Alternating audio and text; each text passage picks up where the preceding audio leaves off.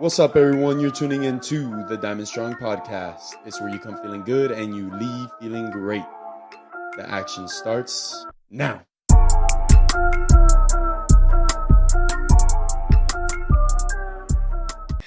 All right, guys. So on this episode of the Diamond Strong podcast, I have a personal friend of mine and a comedian, actually a certifiable comedian. So technically my funniest friend by, at least by default, Absar Siddiqui.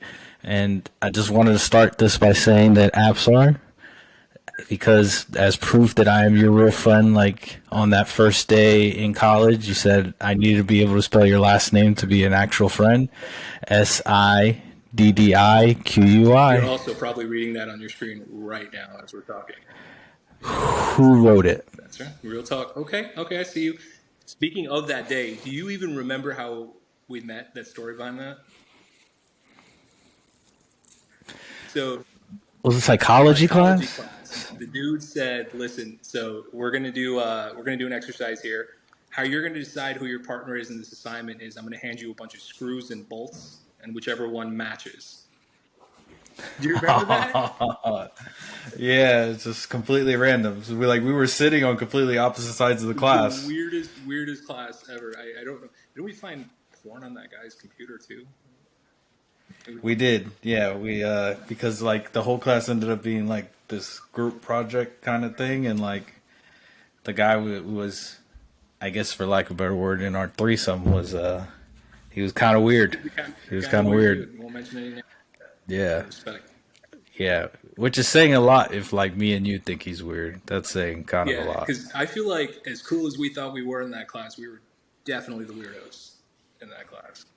Oh, for sure, for sure. Just looking around, I was like, yeah. And then especially like our project at the end. Yeah. We had this long psychology PowerPoint presentation, and it's weird the stuff that we emphasized that nobody else found funny. Right. Not a single person. I'd like to say we were ahead of our time. We were. That was a sign of things to come, basically. Yeah. Yeah, I think my cousin is gonna. No, my cousin's not gonna join us, so it's just us grown folk today. Yeah, but all right. So, after college, I got really heavy into sales and the car industry and different things like that, and you took kind of another route. Yeah. After college, before I met my wife, fortunate to be with her, and I don't know, man. I was always kind of looking for that one thing. You had MMA, for example. I mean, that was the beautiful thing you did when you started that out, man. I mean, you took it so far and ran with it. I think for me, it was, I met my wife, very fortunate to meet her, and there's always something I wanted to do, but I feel like as a brown dude, like, and I'm sure I met your parents, love them to death. They're awesome. They were the same way with you. They were very caring and almost like in that. But with the brown community, it's almost like you can do 5 things. And you can't really do anything other than that. You know what I mean? You're allowed to do these 5 things. So it was never an idea of like, I never had the thought of what do I really want to do? What do I want to have something that I want to try or test something out. So really it was my wife that was kind of the catalyst for all that. Because she kind of pushed me to. Really? Absolutely. Like, so we were, wow. I think I even told you back in the day, man, we used to hang out a lot more. I mentioned that, man, I'd love to try stand up one day. Love to give that a shot. And my wife, I mean, she pushed me so hard because she was raised the opposite. She's like, well, why can't you do it? You should definitely do it. She found a class that they were teaching at the Improv. You know what I mean? I like structure when I learn something new. So she found this class and she was like, hey, you should definitely go. It's this Wednesday night. And I'm like, I'll go. Fine, I'll go. Day of, I start psyching myself out. I'm not going to go. I had a long day at work. The typical excuses. My wife called me and said, if you want to see me tonight, I'm going to be at that class. So, gangster. Right? Like, I was like, damn. That's gang. Oh, man. I love that. That is so great. And you know what? It does play into everything, right? How important is it who you decide to marry? Extremely important. I mean, your grind, man. I mean, you get punched in the face. You know what I mean? Like when you were fighting and stuff. you had to be with somebody who was okay with seeing you get punched in the face and knowing that it could be a really bad night for you. And she has to be with somebody who's unfortunately, a lot of my weekends are already spoken for. Friday, Saturday, and Sunday, I'm out on the road, So I needed to find somebody who's okay with that and supports that grind. So yeah, absolutely. Nice. So you go to this class that you were going to punk out, but then, hey, she puts basically all the cards on the, she puts all the chips in the middle of the deck and you go. And then what happens from there? So basically, she actually took the class with me. And at the end of the class, you get to do this graduation show, basically. So she actually did stand-up comedy. And there is a video out there that we're under sworn secret to never share, but she's way funnier than I can ever. But we took this class, and honestly, it really taught you the structure of it shaves 5 years off of learning curve, man. They say how many years you've been doing comedy is how old you are in the comedy world. This really gives you a jump start, but they teach you how to write a joke. Because if you and I have a conversation right now, right, we have a really funny conversation. We're like, man, that would be a great. It probably wouldn't be funny, and the words, you had to be there. You know what I mean? Or kind of like the big cat. Like most things aren't funny, so this teaches you how to actually write a joke from an idea, and it was a great learning experience. You're on a mic pretty much every single class. You're up there. We do this thing called rant rounds, which is the whole point of it is you get 1 minute to talk about a topic, and your goal is to not stop talking, and organically you'll eventually say something that's kind of funny. You know what I mean? So we did stuff like that. You should do one of those, by the way. And we did stuff like that. We kept doing that, and we had this grad show coming up. And that was just my whole goal with this was to do it one time. That was it. Bucket list item. I just want to be on stage one time. No dreams of ever doing it again. We did the grad show, and I mean, I compare it to probably the same feeling you felt after that first, BJJ class was that high. You know what I mean? Just keep chasing that high, man. It's like an addiction. So that's really what it was, man. After that grad show, it just went exceedingly well, and I just fell in love with it, dude. I just knew I didn't want to stop. So you take the course, you graduate from the course. So now you have a background, you have some confidence. How do you break into a show? It's all networking, man. I had no idea, honestly. If I were to go back to myself there, I was like, what do I do next? So the instructor, very fortunate to him, man. He's one of my mentors now. He's a great guy. He kind of gave me a couple opportunities, and I had another lady in the class who was taking it to kind of brush up on her own skills, already a comic, love her to death, Christy B comedy. She actually put me on my first ever show. She was like, hey, you did a great job, at this grad show in this class. I'd love to, come out and do 5 minutes on one of my shows. And really, it's word of mouth from there. I mean, I'm a firm believer that regardless of whether there's 2 people in an audience or there's 200, give them the show you were hired to give them and make sure they leave having a good time. They remember you. So for me, it was all right, 5 minutes, I'm going to make the most of it. And you just kind of grow from there, man. It's word of mouth. You go to the open mics, meet people, network. People have a show. It's hey, can I be a part of that show? Make sure you record every set, send them a clip, and just kind of grow from there. But there's definitely nice. It's tough. What's so far? Because I know you're still, I guess the hope is you're still in your infancy as far as your, comedic life, right? So what is, let's say the moment where you were man, I'm getting kind of good at this. It's weird because it's like anything else, man. You have this imposter syndrome. You know what I mean? I remember my first, dude, you felt that too? Did you really? Because you're a pretty confident guy. Oh, yeah. Damn good at, I'm sure everybody told you that when you first started. I was like, damn, you're a natural. And, you probably went through the same thing where it's no, I'm not. You know what I mean? Yeah, but I mean, even with business, right? I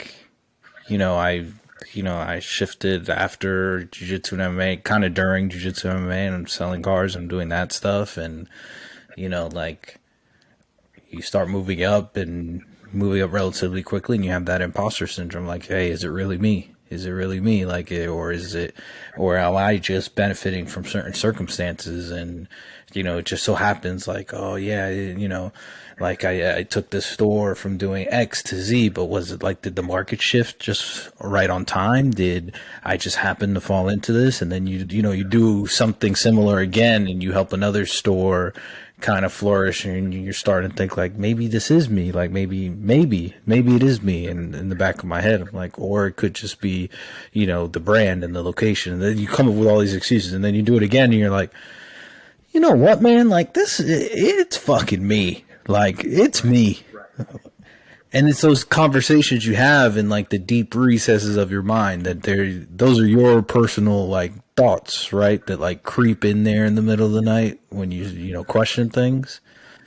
So I guess I'm just wondering if you like, have you had a swag moment yet? Like, I have been so fortunate, man. I've been doing this for about 4 years, and I've been lucky enough to work with like some people that I grew up at, like just like in awe of, and I got to work with them, share stage, become friends with them. It's crazy, but the imposter syndrome was super real in the beginning, man. I remember like my first few shows, I didn't know what to talk about with other comics. I just felt like, what am I doing here? Like these are real guys, and I'm just a kid who tried this out. You know what I mean? And I think when that started to go away was like, it took a while, man. It was a while. It was all like 6, 7, 8 months, I would say. And this is starting to work a little bit more, starting to get comfortable with what I'm saying on stage, but it came to the point where it was like you have experience to share along with the people who are sharing their experiences. You know what I mean? Whereas like I imagine when you started your business, you're around these guys, these killers who've been doing the game for years, and they're talking about, oh, I remember back in '96 we sold this, and you're kind of like, what am I doing here? But I think once you start gaining your own experience, like, oh, I bring something valid to this conversation too, and I think that's what it was. But that swag moment was like, okay, so there's two. So there was one where like I don't know, I'm not a really religious or spiritual. I mean, are you like super spiritual or believe in science from the universe and stuff? Man, I do. Because of my background, I have to believe that there's something better than us, that there's something after us, that there's some there. I guess the real question is, I'm a Catholic, I'm Christian, I believe in God. I don't flaunt it or expect other people to believe the same thing I believe. And I also, just because you don't believe in what I believe, I would never condemn someone to a life of eternal damnation. To put it as cleanly and simply as possible. Like you had that ready to go scripted in your head in case somebody ever asks you, I'm going to drop this shit on them. But that was but mine is not as cool. I'm Muslim. I do believe in God. When I say I'm not religious, I'm not overtly religious, but I do, I have the beliefs. I don't consider myself potentially spiritual, you know what I mean? So signs from the universe and those stuff, I don't really put a lot of weight into. But there was this one night where, I had a show in New Smyrna Beach. I had to be there at 7. I finished work at 5:30. One of the worst days, those days where all the stars are not aligned.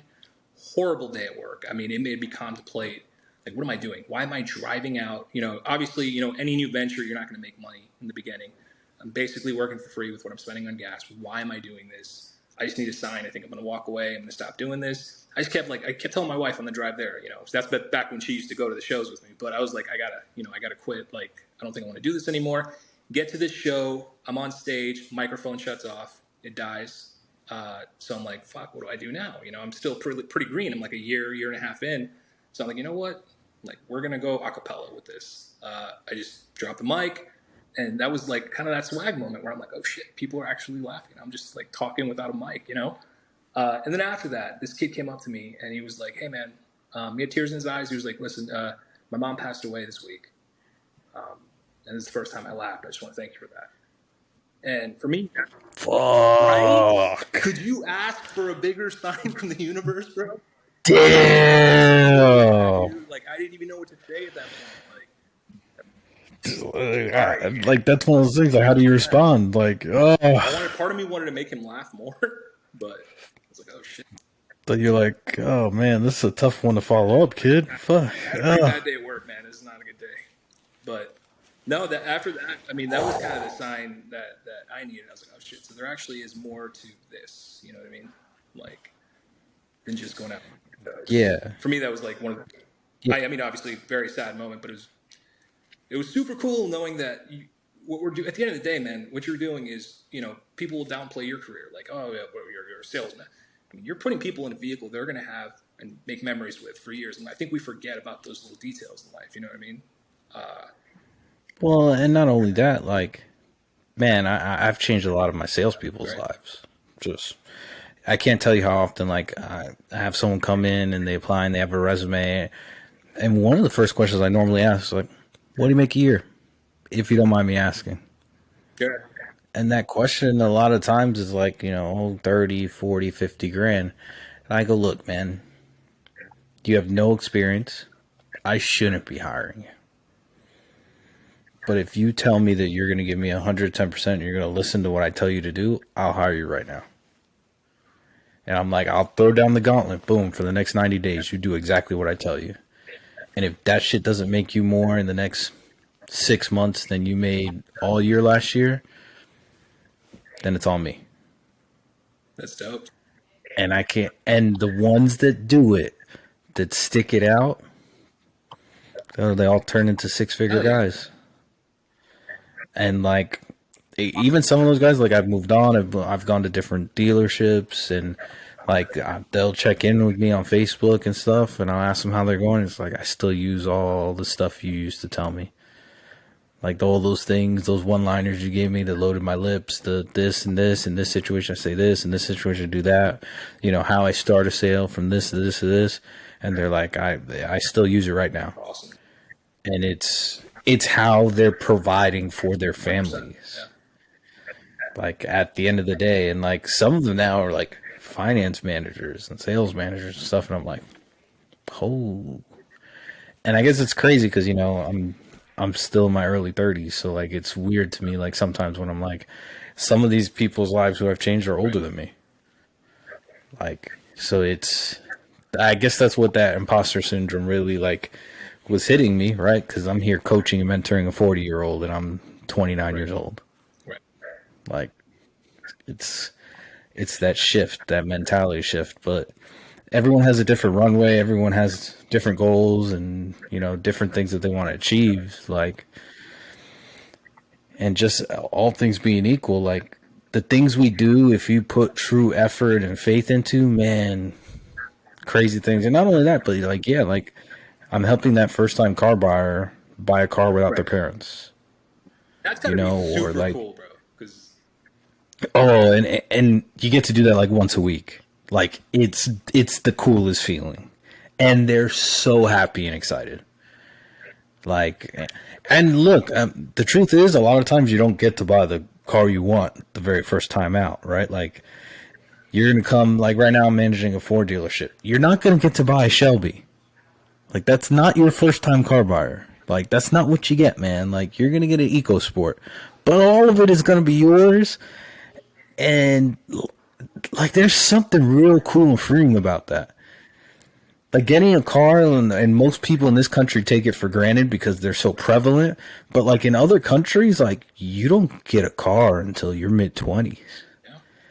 Like I had friends that like through fighting in like England that like 20-something years old. No, I've never owned a car. I'm like, what? How do you get anywhere?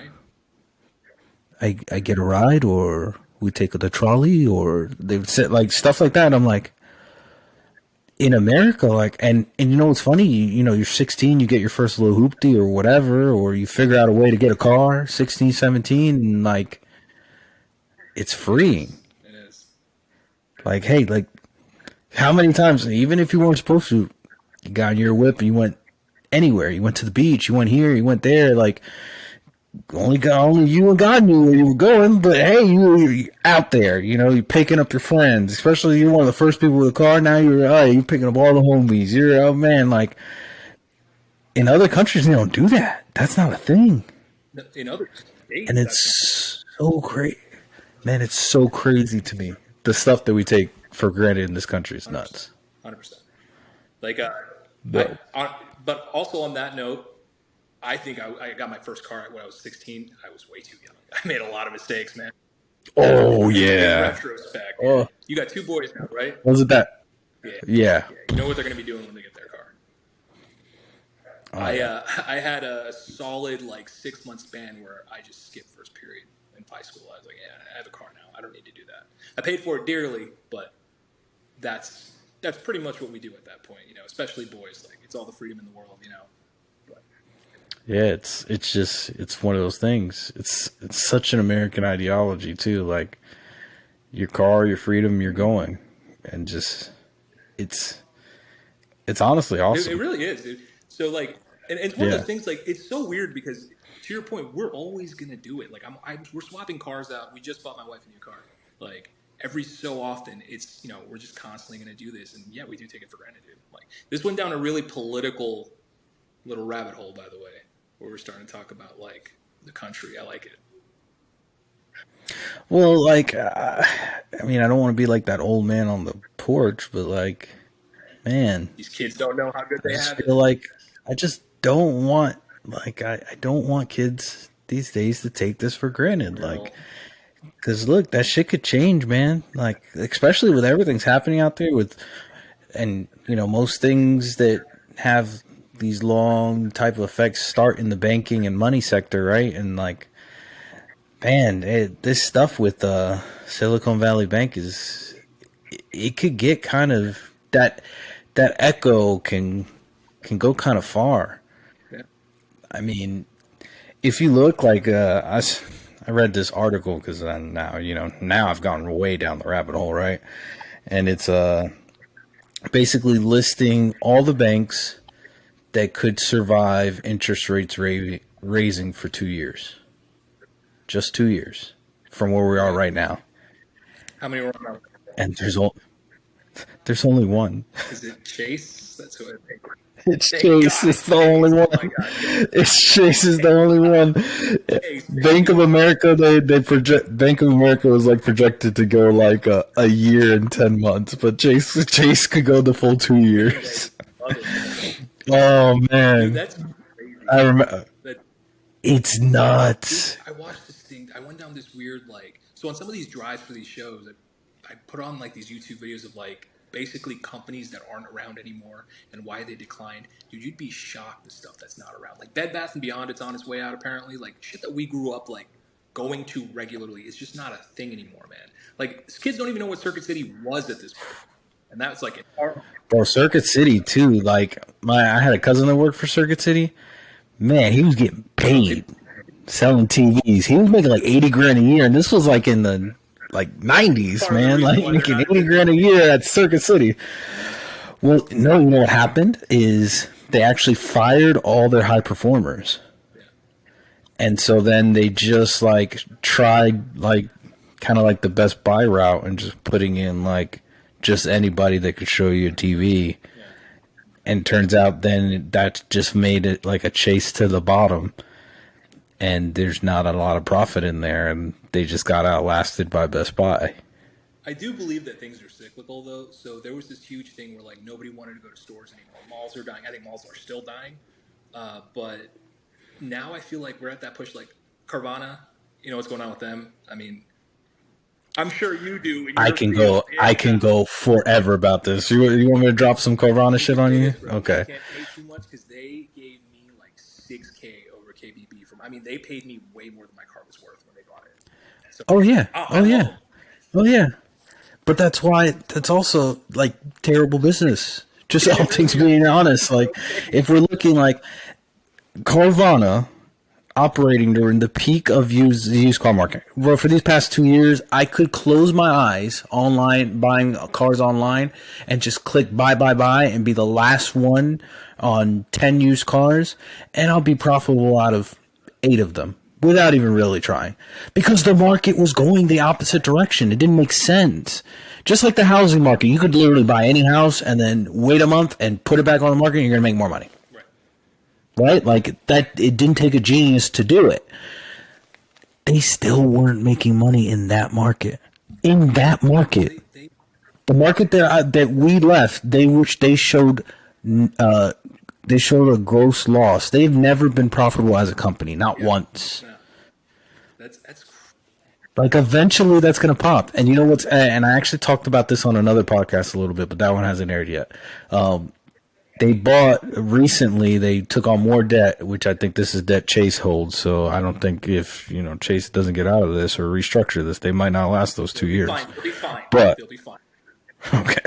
They might have to write off this loan. But they got a loan from Chase and bought Odessa Auto Auctions. Okay.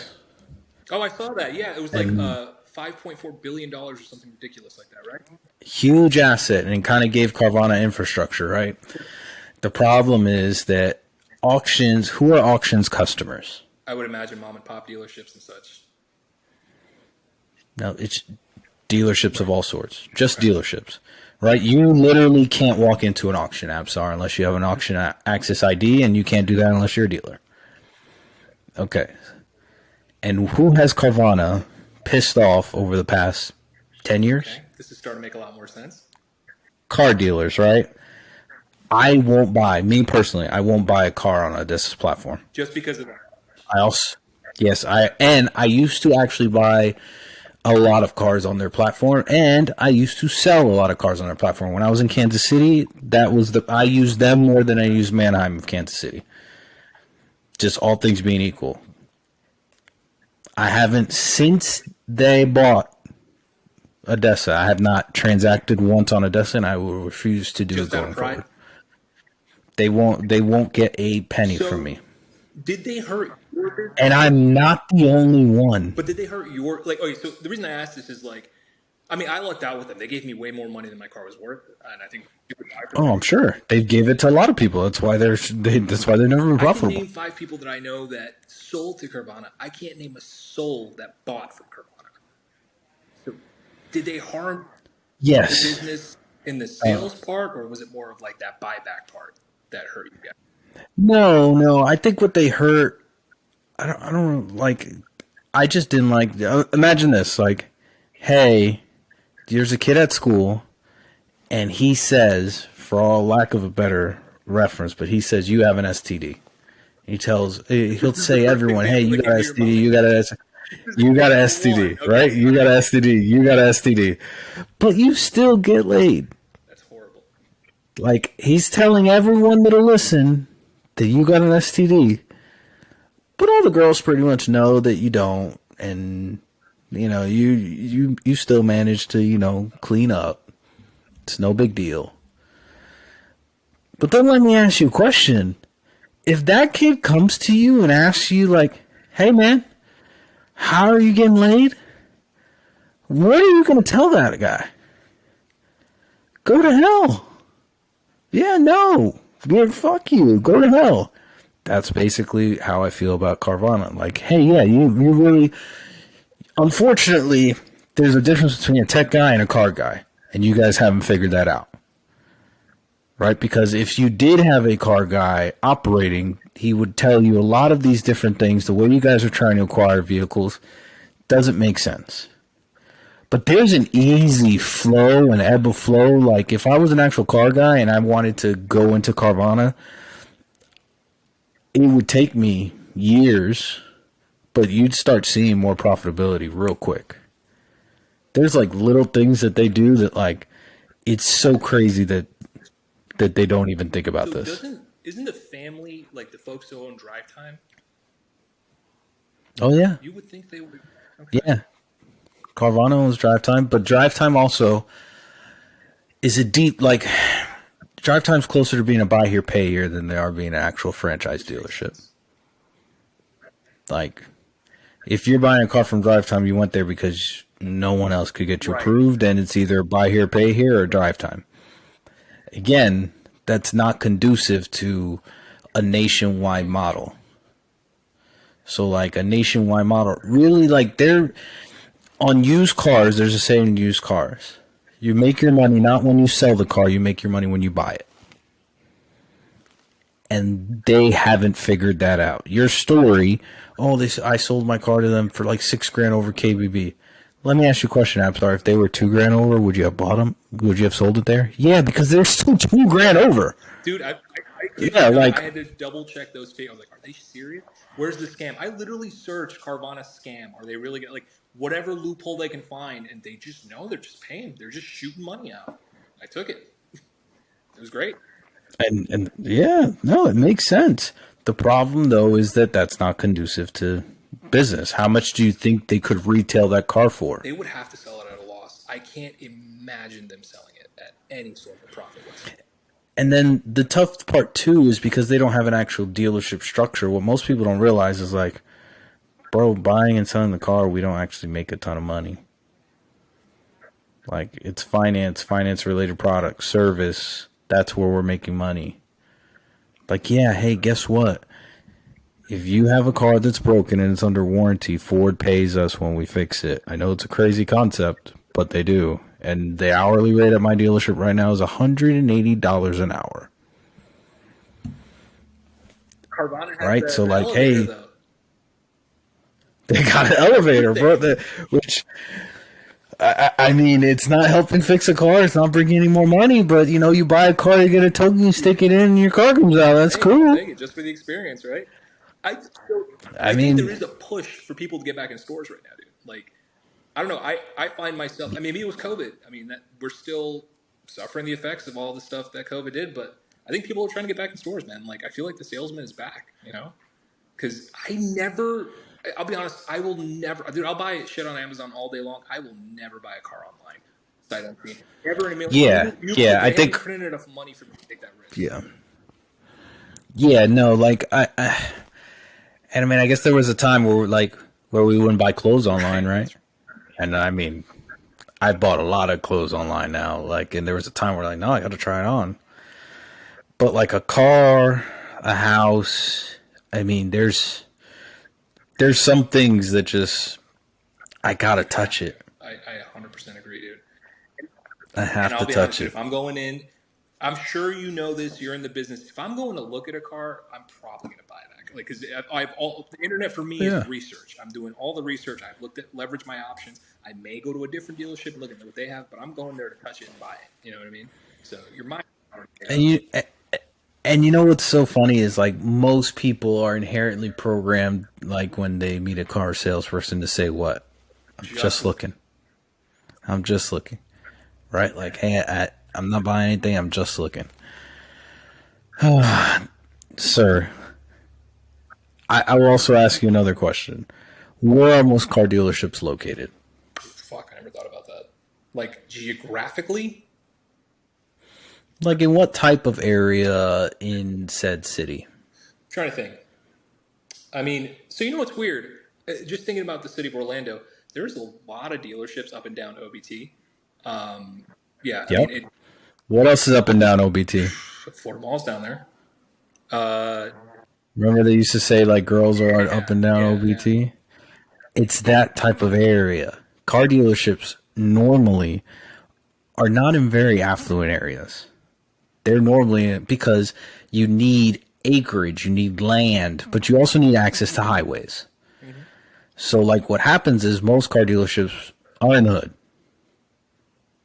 Like most of them. There are exceptions, just like there's exceptions to anything, right? Like you'll have a Lambo dealership in Millennia, right? But like that's an exception. That's not the rule. Most car dealerships, yeah, are like on an OBT type that like you don't want to live near there. Does that make sense? It does. So when people would tell me like, yeah, I'm just kicking tires. So you drove, and normally I'll ask people where they're from, right? So you drove an hour to come kick tires? I'm like, I'll just be honest, man. Like, if you don't like the car, I can show you another one. I got plenty. It's really figuring out what their objection is, because our natural programming is like, no, I don't need any help. I'm just looking. And that's where the selling starts. People think the selling starts when you get inside. No, the selling starts right there. The selling starts from hello. That's where you have to start selling, because realistically, then you'll never get to closing if you can't even get to the selling part. And like the good news is like that part's easy. Like most people inherently, they do actually want help. They're just so programmed to, you know, think of this adversarial role when really it doesn't have to be. Well, there are those salesmen who, I mean, even in my experience, I mean, I am clearly not comfortable with you. I mean, that's really what it is. Let's call a spade for a spade. There's some salesmen you don't fuck with them. They just don't like you. I don't know if I can say fuck on here, but you know what I mean? Yeah, I curse all the time. So basically you have like those salesmen you just don't click with, and then they push. And I'm the type of dude at that point, I might walk away because I don't feel comfortable anymore. I've lost trust in the entire like this whole dealership. You know what I mean? Might still want the car, but this guy came off kind of weird, you know? So I see both ends of it where it's like, yeah, like if you're there to buy, but also like you gotta have that salesman who really knows what that particular person wants rather than like a script. You know what I mean? And I think that's what that. Yeah, it's gotta be a flow, right? So that's why I like to teach scenarios. I don't like to teach like directly, right? In this scenario, what should I do? So like the type of person you're dealing with, and actually I've never talked about this on the podcast, but there's normally three types of people that you're dealing with. And it's funny because I actually got this from my AP English language teacher, but ethos, logos, yeah, and pathos, right? Ethos is a form of credibility, pathos is passion, logos, logic. And really, we used to use it to dissect an author that was, and their style of writing and where they showed or could have made a difference and basically like tore authors apart. But I realized early on that like different customers kind of fit these roles and had blends of both, and depending on what you had is how you had to talk to them, right? Like Absar, you're a passionate person, but you're also a logical person. So you kind of want something that's going to fill that passion void that you have, but you're also going to want something that logically makes sense for you. So it's got to be something that kind of gives you a hard on, but that you could still make sense for it to be a daily driver. Basically, what you're saying is, if I came up to you and said, "Do you have an STD?" and then I just had to bring that up. It was the weirdest fucking example. But it worked, right? It does because I totally got where you're coming from. Yes. But no, so like, just everything being in general, you have to cater things, especially when you're in a customer-facing role. You have to cater things to a customer. You have to cater your selling to a customer. Just like when you go and you see, a room full of people and you're starting to get a vibe, I think you have to alter your tonality, the way you speak, and I was going to say that as a perfect example. There's rooms that you walk in. I mean, you kind of have to get a lay of the land and you see what people react to, what they don't react to, and there's a lot of on the fly decision making. For example, like let's say I'm doing a 30-minute set, right? I have 30 minutes up here, rain or shine, and I'm going to do my damn time because that's what I got hired to do. So I need to establish that credibility, and let's say it's a bluer audience, right? They like the crazy stuff. They want the darker humor. They want you to drop some F-bombs. You kind of have to change on the fly. Whereas like, I work in the villages, when I go out there, totally different set because the folks out there, it's they don't want the F-bombs. You know what I mean? They want a calmer approach. You don't want to cross any political, racial lines there. Like you want to keep it a little bit more clean. So you have to gauge that audience right away. Sometimes you have no idea what you're walking into. So you just kind of have to start blind and see what works. You know what I mean? And I think that's directly what sales is basically. Because what we're doing is we're selling people on experience. Like I have to be good because I'm not going to get more work if I'm not good. That's true. Like I also saw, and this is all things being equal, I saw that you were doing like some shows down, the Bible Belt. Yeah. All throughout like Lower Alabama and and that. How was that experience as an Arabic comedian? It's trippy because I have been in cities where I'm not. This is not an exaggeration. I am the only brown person in that city. I mean, like you can tell. So there's been a trailer park. Drove in dirt road, no gas station for 30 miles. So drive in there and literally I called the booker. I'm like, did you call me here to like lynch me? Is this how the story ends? Yeah, is this how this goes? But I've learned that like you're always gonna have people who just don't. I mean, in life, bro, we're adults. I moved here to Florida when I was like 7 years old. I was the only brown kid in my class, and it wasn't very diverse. It's a lot more diverse now, but you're always gonna have people who just don't like you for who you are. But what I've realized with folks that like when you go to these places that it's predominantly white, it's super conservative out there. I basically tailored my set to like avoid some of the weird racist comments that people would make. Like I start off my set in an accent, and it used to be a joke, but now it's more like, hey, I can do this. And you can't. It's kind of like almost training somebody's mind, like you can't do this. I do this, but you can't do it. Right. Interesting. It's little things like I made a joke about, so what would happen after I did the accent was like you'd have the dudes that come up and like, well, thank you, come again. Like they try to mimic it. I'm like, it's not cool when you do it, buddy. So I kind of have a joke now where it's like, I always have some drunk guy outside coming up to me like, hey, is that real? You know what I mean? Like, so I kind of made it almost into the set, like, and I've noticed that that's kind of stopped, So you kind of have to add little elements to it, but it's almost like they're kind of baffled by me at times. Like, oh, what do we make of this guy? So I really like, messing with them, with the accent, with the brown stuff. But I realize that predominantly, I will say, I mean, there's bad people out there, and I've ran into a few of those situations, but predominantly they're just good folks who just want to laugh, man. And I think, Bro, that's what I like. So I wish I had like a story of I me grew up in running New. away, you know what I mean, and diving through just to Yeah, escape some crazy racist pitchforks. But it really hasn't happened. I mean, they're just people want to laugh.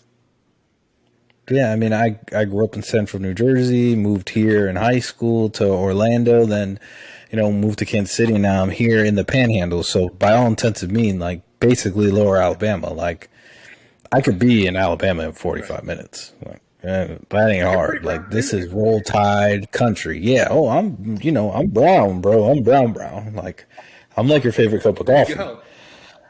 But like I haven't had a single problem. I've learned that like, and I hate to say this about people, but like they're almost as scared of you as you are of them. You know what I mean? But Exactly. and 100%. that's what I think I love about comedy, man. Is at the end of the day, like if you can show them a good time, and you guys are laughing together, and it's not one way. They're not laughing. Laughing at you. You're not laughing at them. You don't look down on anybody. They're not looking down on you. If you just show them a good time, I don't think race and all this shit. It's crazy how much it matters to other people, but it really doesn't matter, when you're out there and you're just doing it. Everybody just wants to have a good time, man. Like, you're at a comedy show. You do get those Yeah. people that want to heckle and they just don't like you. But, I mean, I feel like that's anything in life, man. Like, And I feel like with just knowing you, like you're super self-deprecating and like relaxed and secretly actually very intelligent. So I can easily see like a heckler just getting so frustrated with you because there's like no reaction that is the reaction that they're trying to get. I hate to say that, and that's not an Yeah. arrogant statement or anything. That's, A, I have a microphone, you don't. And B, I Yeah. do this, all the time. You really think you're going to be the guy, And also, it's one of those Yeah. things. Like, believe it or not, I think a lot of those folks don't realize that everybody else is automatically on the side of we just want to have a good time. You're kind of ruining that. So I always kill them with kindness, man. I don't believe in being aggressive because at the end of the day, like, I think what's more important than anything else is people reacting to you. Whether or not it's positive or negative, they're there to have a good time. If I fuck up this guy's day, you know what I mean, just by going in on him, I can easily do that, and I would win. But what is that going to do? He's going to have a horrible experience. Everybody's going to be a little uncomfortable. It's going to be harder for me to jump back into my set because now I'm, all egged up. So I think I always take the approach of like, kill him with kindness, kill him with a quick joke. Let's try to move on. If it continues, we can choose to get aggressive at that point. But I think for the most part, it's all in how you handle it, man. It was obviously, dude, the first few times when I got heckled, I was kind of like, oh shit, what do I do? But you just, like anything else, you just get used to it. Nice. So what are your, well, actually I saw, and I don't know if you posted or he posted it, but there's this famous comedian that shouted you out. Brian Callen, yeah. Brian Callen. And I think he actually mentioned you on the PBD podcast. Yeah, that was so cool. I didn't expect that at all, man. Yeah, which I happen to listen to. Are you, I listen to every single one of his podcasts. Like, so when he said that, I was like, and then you posted, and I was like, he's talking about Absar. dude, that was literally my reaction, man. So I walked into work with him, and he's like, "Hey, buddy, I shouted you out on a podcast today." I was like, "Oh, what podcast?" He's like, "Yeah, PBD." I was like, "Wait, that's not what? Did you really do that?" He's like, "Yeah." That one? You're serious right now? I was like, you did not. I didn't even. How do you react to that? You know what I mean? Because I grew up watching this man on TV for years. I'm like, oh, he just shouted me out on like one of the world's most famous podcasts. Like I was kind of flabbergasted, But genuinely such a great guy, dude. So fortunate to work with him and hit it off with him. So That was super cool. And it's funny, like the more comedians that I've met or gotten to listen to, right? Like low key, you guys are actually pretty fucking smart. You gotta be, man. It's right. Like, it's not it's not these like Chris Farley types. Like comedians nowadays are actually like hyper intelligent dudes. you kind of you have to. It's the trick is to paint a picture of what I'm trying to say in the fewest words possible. You know what I mean? So you kind of have to do that in a way where it's like, if I'm telling you a story about, like my first time getting high, the first time I smoked weed. If you and I are talking, that's going to be a different story. I'm like, dude, I just smoked weed for the first time. It was crazy, man. I got so crazy, I fell asleep. But if I'm on stage, if I'm telling that story, I have to paint this entire picture for you so you can imagine the room without really describing the room. And I have to do it real fast because we got to move on. People's attention spans are really small these days. They want that gratification. So I would be like, so I invited somebody over to my house. My wife's cousin came over, and he's all into these vape pens. So I took a hit of that vape pen. Let me tell you something, man. Weed has changed. It is not the same anymore. I look at this guy, and I'll tell you the body movements I do. So like, it's almost that emphasis where you kind of have to find the right way to say something, and it comes with a lot of training and a lot like it's weird, man. It's weird. Some things work and some things don't. It's just trippy to kind of go through that learning experience with it. But yeah, you got to be witty. You got to bring that wittiness. Yeah. So, Brian Callen, do you actually get to work with him a lot now? So, when he's in Florida, I usually he'll like shout me in. But last time, just hit him Merry Christmas text, like, hey man, Merry Christmas. Hey man, I'll be in town, next month. Come out and jump on stage with me. He didn't have to do that.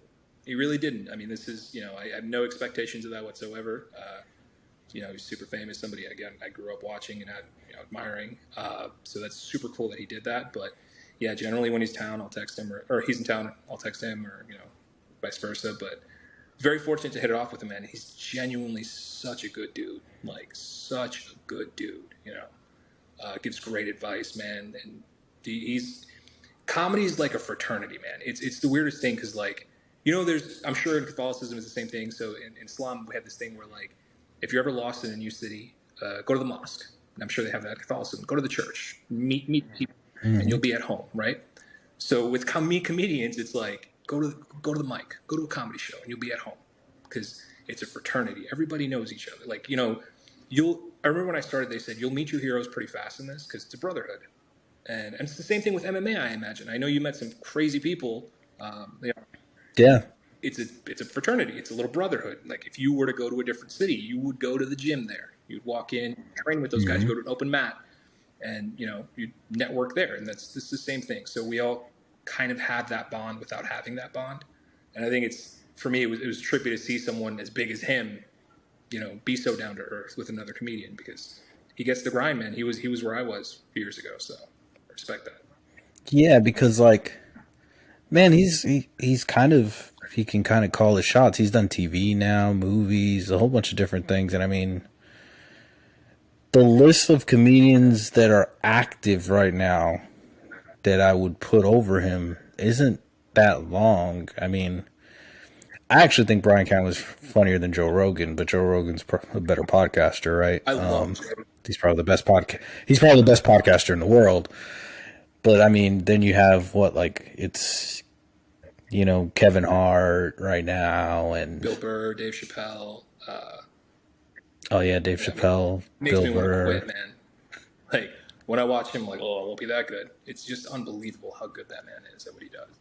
Who, Bill Burr? I mean, Bill Burr as well. Or Chappelle. Chappelle. I mean, amazing. And like, it's almost like in the way he carries himself too. It's like godlike. Like he knows what he's about to say is going to be funny. And that he's your Michael Jordan. He's your Michael Jordan, and Kevin Hart's like LeBron James right now. Right? Like, if you just started listening to stand-up, you would probably think Kevin Hart's the greatest ever. Right? And we're just over here like, you never got to see Chappelle's show, little boy. You remember Chappelle's like, show? Oh, that's how the old heads talk about like the '90s Bulls, right? Like, you think the Warriors are the best team ever assembled? You never got to see the '90s Bulls. That's, I mean, that's Chappelle's show, bro. Yeah, like You cannot. Chappelle's show cannot be on air today. it No could. way. It was No way. so insane. Dude, there's a lot of things that couldn't be on air today. Like you Oh, Rush Hour, oh, bro. Bro, I think they put a warning in front of that movie now before it starts. That like, hey, told us this was oh filmed at a man. different time. That whole movie is like There was one racist joke. The entire thing. The premise is a racist joke. yeah, it's a black guy. Yeah, yeah. But there's Oh man. yeah, it's a different era, man. Yeah, of course.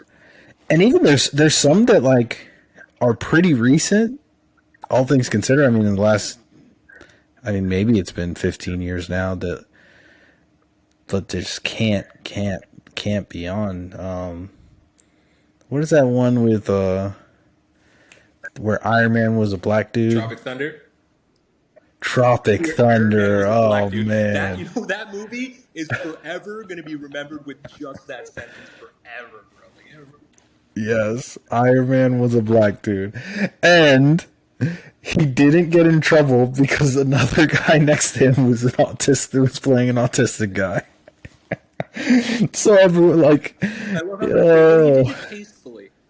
Well, okay, fair enough. did he now? I'll take that. I think that was a big major part of the movie. Okay, that's fine. Oh man, then we just watched him in Iron Man 2, like it was no big deal. There's some people I feel like that you're just like, nah, we like him. We're not gonna. Yeah, like hey, he's had a rough past. Just let him go. There's oh my god, there's episodes of TV shows that are now like taken off Hulu because folks wore blackface, rightfully so. That those are taken off, but it's crazy the era. And I'm actually proud of like some of it. Like I am proud of like our culture. I don't think we give enough, of all the things wrong with this generation. There's a few things we did right, in my opinion. I'm not going to say the word. There's a derogatory word for homosexual folks. Starts with F. We all know what it is. That was a common thing that was said. So much so that if you watch the trailer to the first Hangover movie, they said it in the trailer. That's how prevalent this was. Yeah. And I'm extremely proud of our generation that we were able to like, you know what, not anymore. So that's a cool thing that I think that we did. Yeah, I mean, I'm cool with that. The part that I guess I don't mind it, but in my head, the cost of free speech is free speech, right? Like that's the general cost. So like I guess I was willing to, take the good with the bad as long as I can. Hey, you could say whatever you want, man. Like it's free speech. Like, if it's that bad, people won't see your movie. Yeah. But I do feel that in this day and age, like, yeah, I'm a comic. I'm a huge proponent of free speech. Like, that's. Yeah, you have the job that you're allowed to. Yeah. Ridiculous. Like, this is an art form that's supposed to be true, free. If you don't like it, don't listen. I don't understand why this generation doesn't get that simple concept. If you don't like something, turn it off. That's it. Nobody's forcing you. They can't. You know what I mean? But aside from that, but I will say that, like, regarding some of the derogatory terms, like, I think it's more like as we get older, I think we have those aha moments where we reflect, and it's like, oh, it's a matter of it's free speech. Should you be allowed to say sure, but you shouldn't.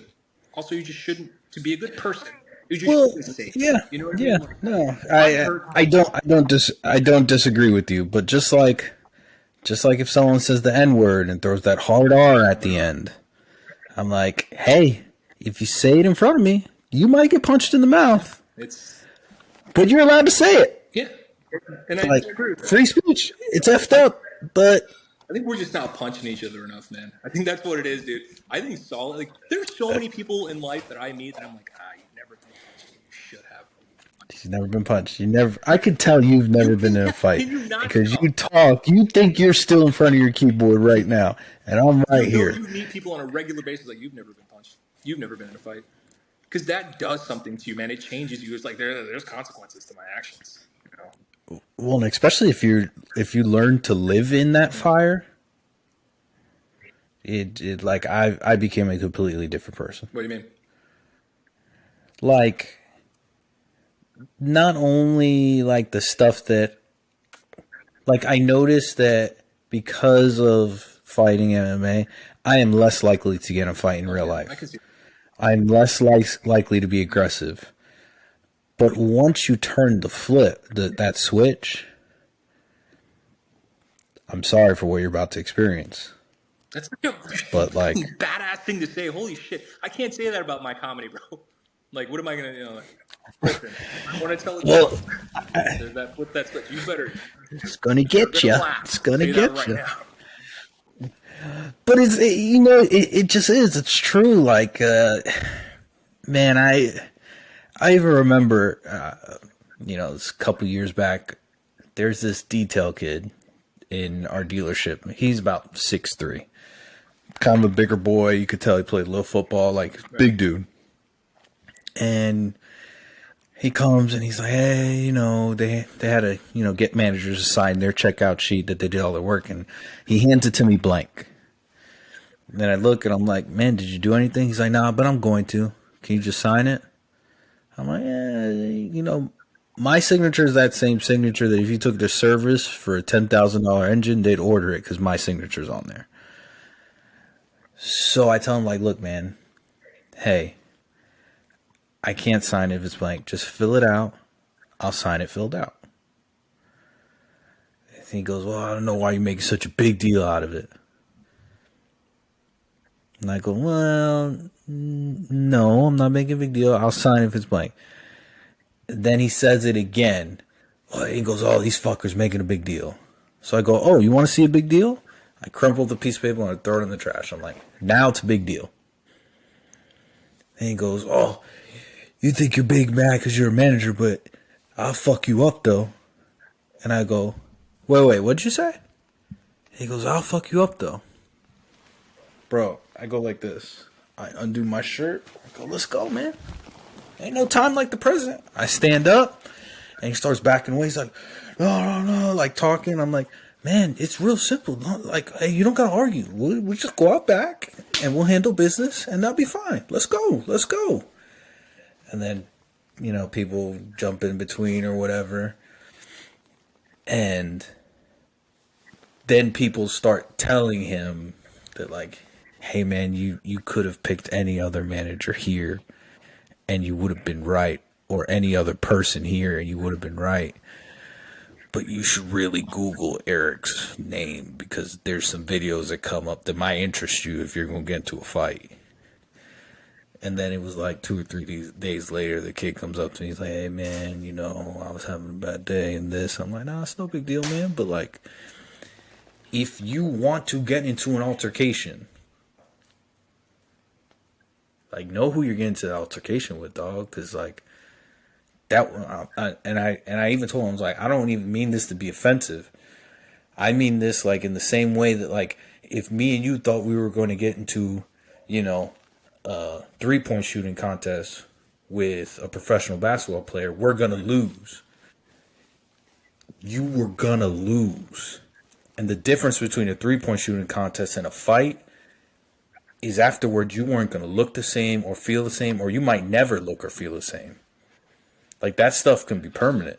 And that was a choice that you were just willing to make by some incoherent thought. Because when you get mad, you see red. Bro, like, the amount of adult males in this world that think that they can just fight, it's crazy. And those aren't even the ones that are in shape. Those are out of shape adult males.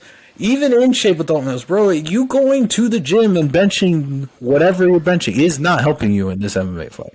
It ain't helping you. If you don't know how to use any of that power, it does not matter. I have had ex-NFL players come train with us. Fucking a linebacker that's 240 pounds. Get his shit destroyed. See that? Like, thrown around like a little kid by guys smaller than me. Well, I mean, the art Like, of jiu-jitsu is built around, like, that smaller guy. So I can see that 100%. yeah, but even in MMA, even in an actual fight, Like, remember, keep this in mind. Jim fought at 145. Jim's fucking Jim. Shout out Jim Ellis. 145. So we'd have people come in wanting to fight Jim, who's 160 pounds, and by all intents and purposes, he's a small man. He's 5'7", 5'8". You know, I'll never forget. I did jiu-jitsu for a little while, and when I was training with you guys, Jim did that 6 a.m. class, I think, at the time, and I happened to get partnered up with Jim.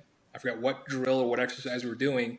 I will never forget, dude. Like, he let me have a little moment, and I knew he let me have a little moment because at one point, dude put his hands behind his head, and I shit you not. Maybe this is how I saw it. Maybe this is a comedian in me exaggerating. This dude put his left foot on my stomach and just kicked me right up and just let me hang out. My entire body weight, like a fucking toddler. He just lifted me up and just like, hey, buddy. I'm like, God damn it. Like, how the fuck? You're 145 pounds. How is this possible? But that guy's a fucking animal, man. And bro, and it's so crazy. Yeah, like, it's training. It's just like anything. Like, no one has this concept that, like, do you think that you could just grab a racket and play tennis? Do you think there's folks that think that they can grab a mic and tell jokes? I mean, you can. Who's going to stop you? You can grab a racket. You can walk up to you and punch you in the mouth. You can do whatever you want. There's consequences to those actions. You know what I mean? Exactly. It doesn't mean that you're going to be good at it for it. And people in their mind, there's a large group of people that just think they're going to be able to fight. Right. There are. And then they get into an altercation, and they're surprised that it didn't go well. Yeah, no. You know, I would probably be that guy because I go through these weird moments of like, I have these weird gangster ass moments by myself. So where it's just me, and they're not real. So basically, I go through these things where I watch, like, you know, I mean, I'm a huge MMA fan. Being married and stuff, can't watch as actively as we used to, but I watch these street fights. So I love watching bullies getting beat up. You know what I mean? That Bully Justice, all those videos and stuff. They hype me up so much, bro. I'm pacing around in our pool area because we got it like that. We got a pool. So I'm pacing around in the back, walking around, watching these videos. Oh shit, dude! Ooh, I wish someone would try me today. Truth be told, if somebody did, it would probably end very poorly. You know, but I have those gangster ass moments where I'll fuck anybody. I'll fuck Erik up. I don't give a fuck. You know, reality hits once the nerves die down. You're like, oh shit. Probably not a good idea. And I always wonder, what is that moment for people? Because, like, knowing me, look, there's very few things. I'm not going to get physical, man. I'm 33 years old. I'm not trying to do time in jail. You know, I'm a brown man, and I'm too pretty. I will be somebody's bitch. I don't want to get in a fight, but if somebody fucks with my wife, you better kill me. You know what I mean? Like, that's my limit. Like, I won't take that, you know? But there has to be that moment when someone's getting in a fight where they're like, this is a bad idea. You know, like, that has to hit them at a certain point before it starts. And I always wondered what that moment is, you know. Oh, you can see it on a lot of people's face. When you did your fights, did you ever see that? Like, when you actually fought? You don't have to name any. No, I mean, there was a time, there is an MMA fight. I have this guy's back, and I took it with, like, this Kimura trap. So, like, I pass, I get this Kimura trap. And he comes into me, and instead of, like, flattening him back out, I stuff it, and I spin towards his back. And I felt his body go from tense to, like, oh, shit. Like, get that breath of, like, fuck. And now I'm on his back. And the funny thing, too, is I put him, like, choke. And because I've choked so many people, on video, it looks like I'm choking the shit out of him. But he gave up. I broke him. Because, like, it was on his chin, like, it wasn't even on his throat, like, and yeah, I mean, I'm squeezing, but so mean. By all intents and purposes, like, I think he was so demoralized, and he was just like, he got my back with with nothing. There's no way I'm gonna get out of this, and I think in his head, like, he mentally, that when I got his back, he was mentally defeated. I think there has to be that moment where it's like, oh, this is over, you know. That sucks. Did you let him get a couple seconds where it's like, I feel bad, you know, wiggle around a little bit, buddy, before I lock this in, or were you like, fuck this guy? Fuck no, I'm putting my shit in. We're going home. This is an MMA fight. I'm about to go have a drink and party. Fuck this. I I've gone through fight camp. I've cut weight. I went from 185-pound man to 155-pound man, back up to 175-pound man.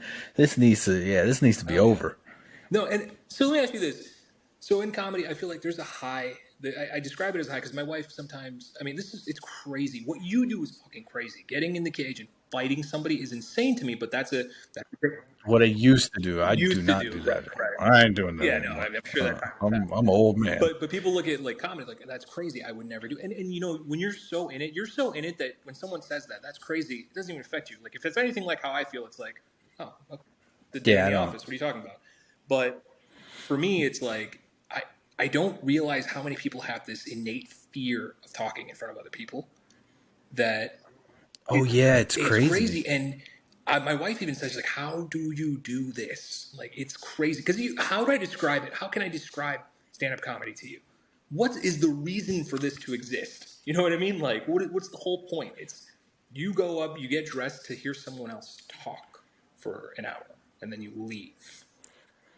Well, you get what I'm saying? Like, it's so crazy. You're entertaining them with a story, right? You're a storyteller. And to actually be up there, I'm more of a storyteller for sure. But like when you're up there, you have to chase. You gotta want it, and that's the number one thing. That's like anything else. MMA, bro. If you didn't want it, it doesn't matter how good you are. You know what I mean? We saw that this weekend. Yeah, no. It's not that, in my opinion, Usman. It's not that he didn't want it. I think he came into that fight remembering what happened last time. But I think there's always like you have to chase a certain high. You know what I mean? And when I say that, I tell my wife that I'm like, I'm chasing the high of that one night. So, for example, we mentioned earlier, like there was this night where like I got hired to do this gaming conference, right? Go out to this thing. Now I'm expecting, cool. It's at a hotel, probably a little stage. These motherfuckers had a production crew and cameras. I mean, I'm talking about like cameras, not like sell cameras. They had like production assistants running back and forth. I'm like, this is fucking real. This is happening. They quoted me and said there's going to be 1,500 people. It ended up being 1,800. So we had about roughly 2,000 people in there. I fucking the nerves, bro. I don't really get nervous. Like obviously you're always nervous, but if somebody asks you if you're nervous before a fight, that's probably one of the things that you try to put back here, And it's the same thing. But that night I was nervous. Went up there and amazing. I mean, like literally 2,000 people. It was fucking unbelievable. So that became the high that I chased for a long time.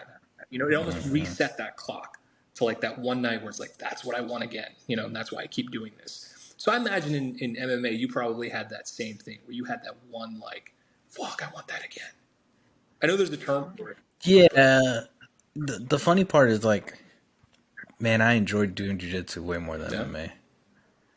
Yeah, like competing in jiu-jitsu tournaments, like especially like a tournament setting. I guess because you're on that stage for so long, like as you keep winning, especially like being a lightweight, like there would be 70 lightweight blue belts, single elimination, and I'm just grinding. Oh, yeah. Right? So like I remember being at the Atlanta Open, and my division started at 9:30. I was literally in the mat/competitor area until 7 at night. Holy shit. Like I fought my division, and my division was the biggest in the entire tournament. There was like 70, 80 people. So I mean, it's single elimination. So 70 turns to 35, right.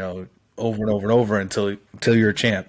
And then I sign up and I fight in the absolute, and it's another 20 some odd people, single elimination, boom, boom, boom, boom, boom. And now, like, as a lightweight, I'm getting to fight, big dudes, small, like everyone in between, right? And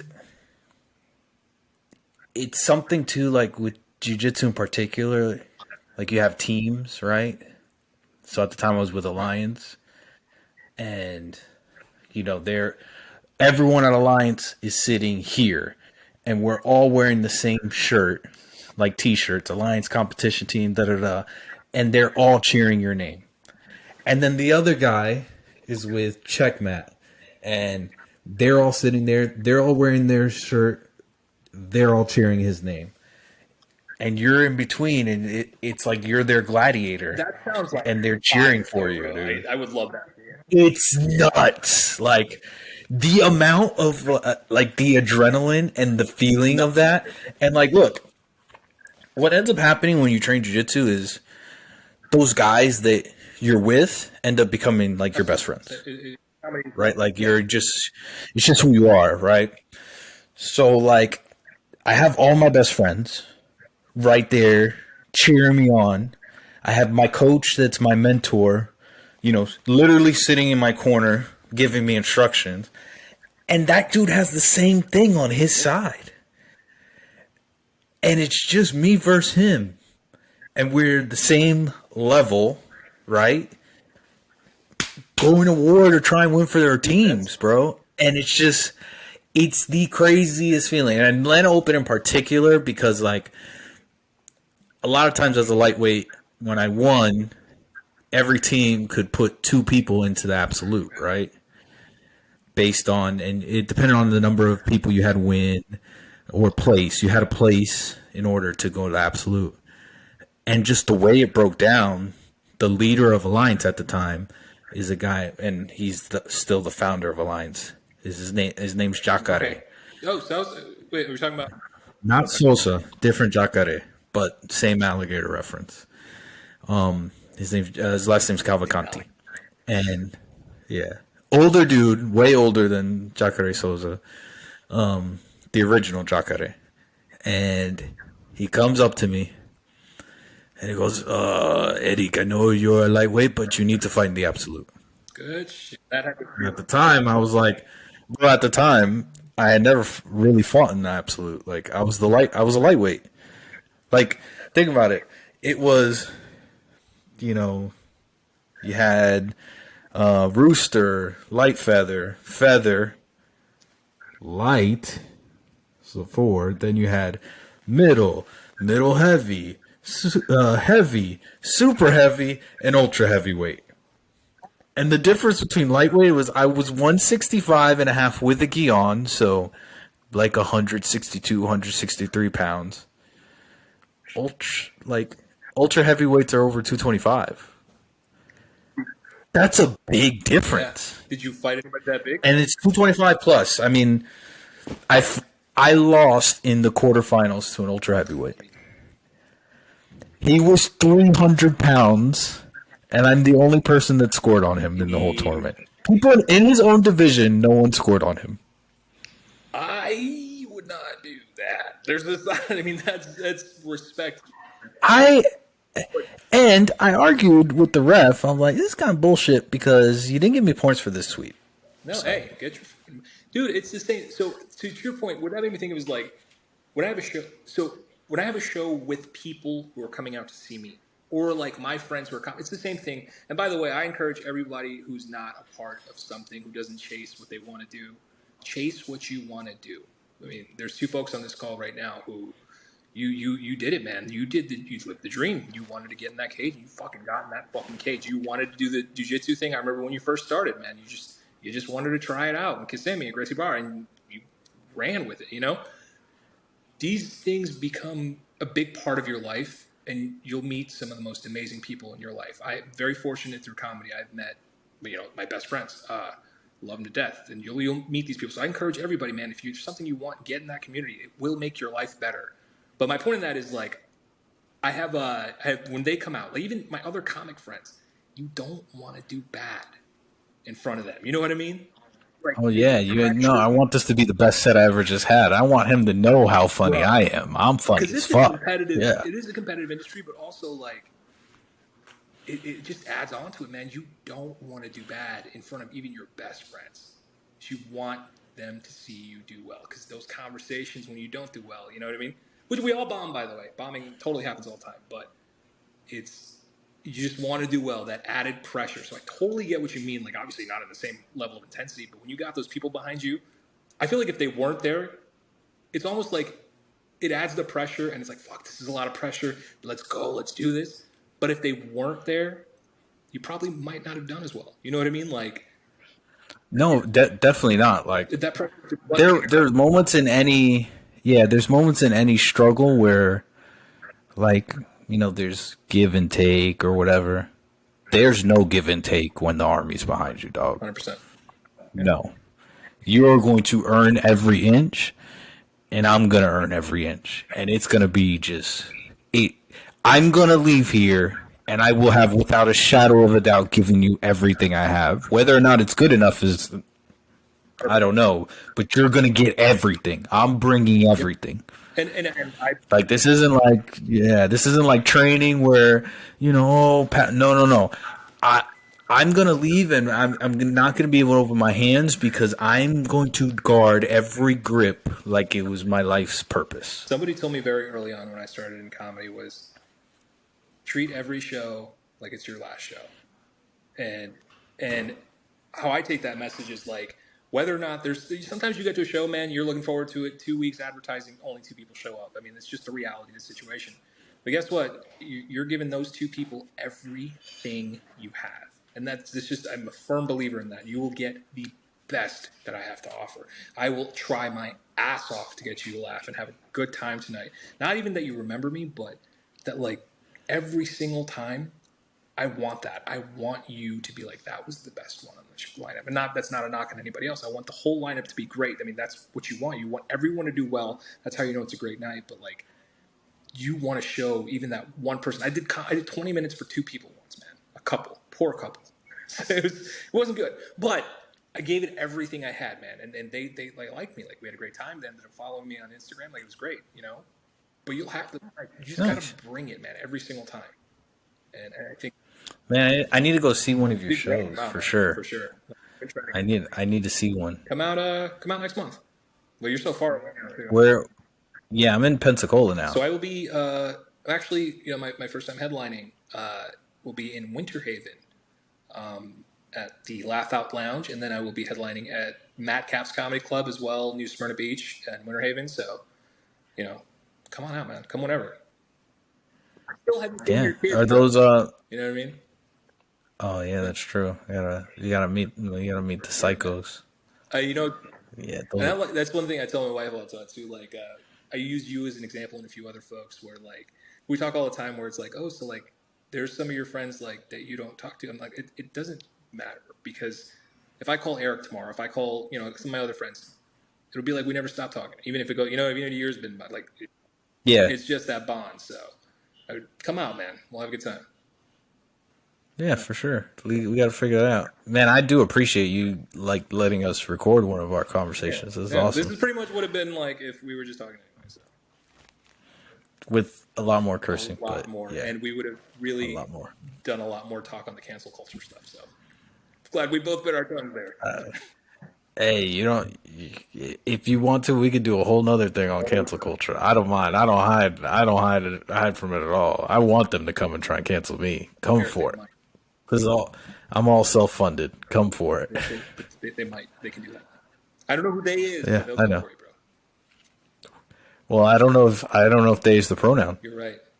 I don't know. So now they might be coming for you. Will come for you, bro. Who, we, what, they're. We may be so close before things. Okay. Yep. All right, man. Thank you so much. Thank you so much for your time, and I appreciate you. And hey, if you want to, I know you had advertisement for like your upcoming shows. If you have like a picture or something, I can post it in here for your upcoming shows, and sure. Try and promote it too on my side. You, man. Whatever else you need for me to promote this too, man. Because you got something. It's cool. Cool. Yeah, I think so too. I appreciate you, bud. Love you, man. Take care. Now.